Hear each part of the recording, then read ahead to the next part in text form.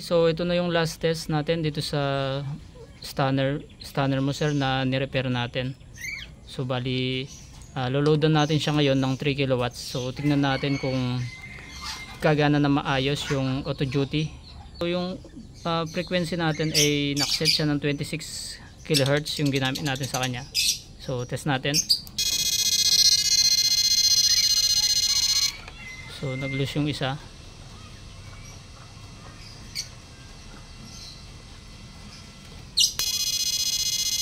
So yan, 3 kilowatts. So yung kain niya sa battery nasa 40. Ito yung frequency niya. 25 kilohertz pala yung nakaset sa kanya.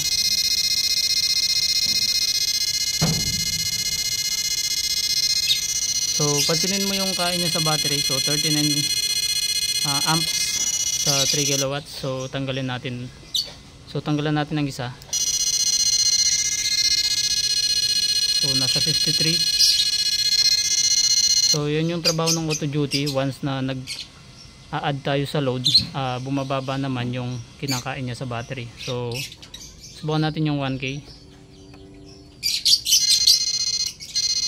So, napakaliwanag, parang mapupundi na yung ilaw natin.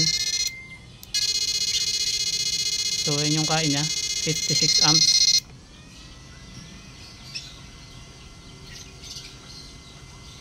So maligam-gam yung mga MOSFET and yung IGBT. So maligam-gam din yung IGBT.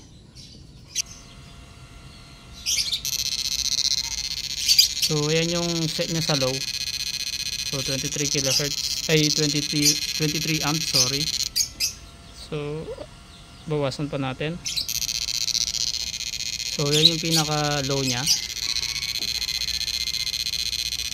Subukan naman natin siya sa tubig tabang. So titimplan natin ng kaunting asin mamaya yan. So tignan natin yung pagkakaiba. So lagay muna natin to.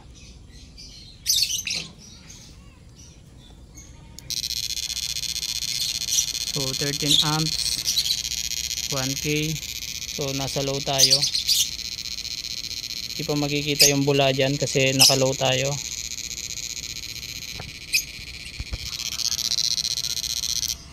So lakasan natin ng kaunti. Adjust muna natin yung flip-flop natin.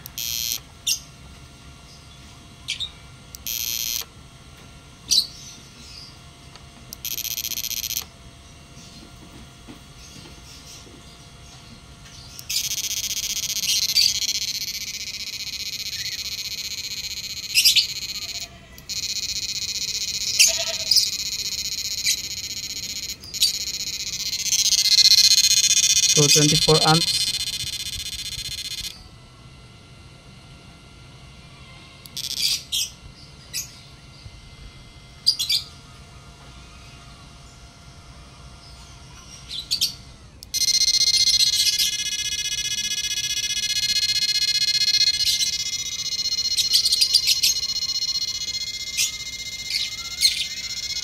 So subukan natin siyang timplahan, baka sakaling bumula kasi nasa, so tabang kasi to.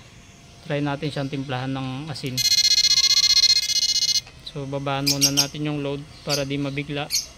Bababaan muna pala natin yung volume para di siya mabigla.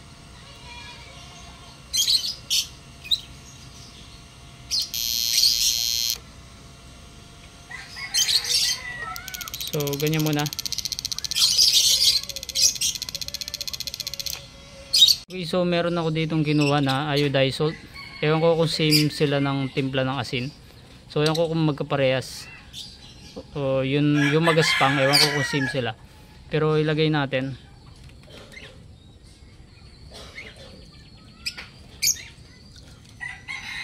So konti muna. And paikutin natin yung tubig para mas timplado talaga. So tanggalin muna natin yung ating mga bakal. And haluin natin. Ewan ko kung same sila ng timpla nung magaspang din na asin.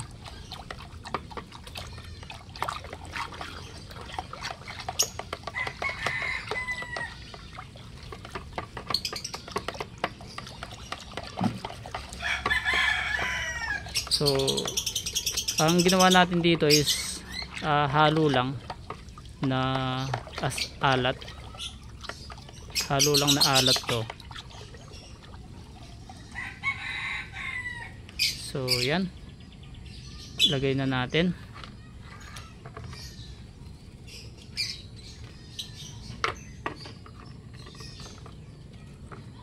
So yan, nakalagay na. So nakalagay na rin yan, hindi natin tinanggal.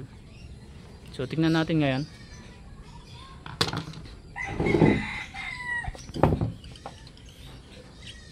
Nakastay pa rin yung load natin na 1k watts, and tingnan natin yung amp meter natin. So naka on na yan. Power on natin.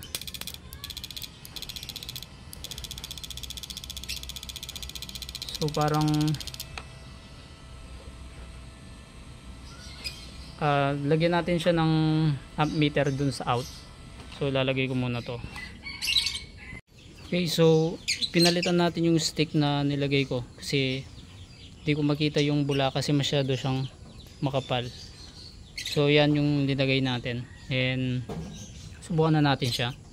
So dito sa amp meter natin nagre-reading lang siya ng 15 amps. So di yan nakasagad, kalahati. So yan, kalahati yung volume and may flip-flop. So yung frequency natin same pa rin. So 14 amps, nakaload yung 1k watts na ilaw. Then tignan natin doon, bumubula na siya kaso mahina lang. So tanggalin natin yung yun na pala, gumagana na yung auto duty nya. So tanggalin natin yung load natin sa alat. So yan, para makita natin na iilaw yung, so ganyan dapat siya.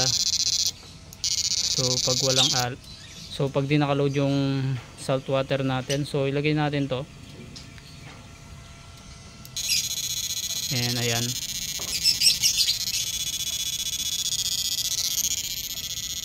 So tanggalin muna natin yung ilaw and subukan natin siyang, yung tubig lang. So asan dito yung ilaw?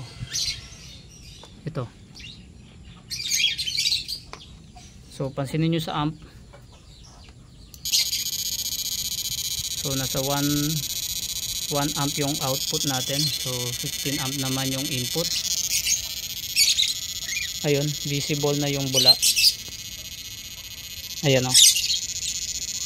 So hindi yan purong alat, may halo yan. So inaluan natin itong iodized salt, and subukan naman natin kung,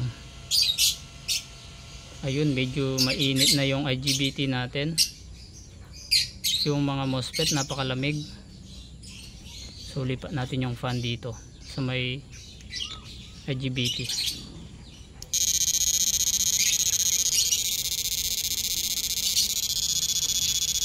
So laksan natin siya kaya ng kaunti. So dagdag tayo ng kaunti. So mga 80.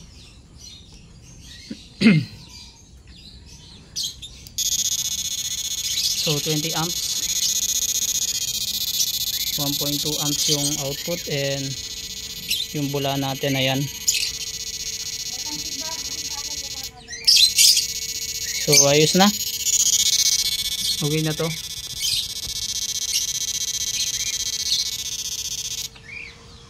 So load na natin yung ilaw para sa testing. Tanggalin na natin yung, okay, so load natin to and tanggalin na natin yung alat. So tignan natin yung, and load natin yung mga ilaw natin. So last na to. Okay na siya. So pwede na natin padala sa'yo, sir.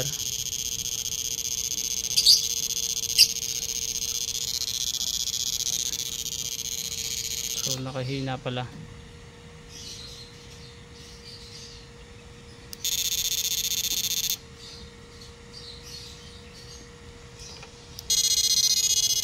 So yan yung tama niya sa 3 kilowatts, kayang kaya.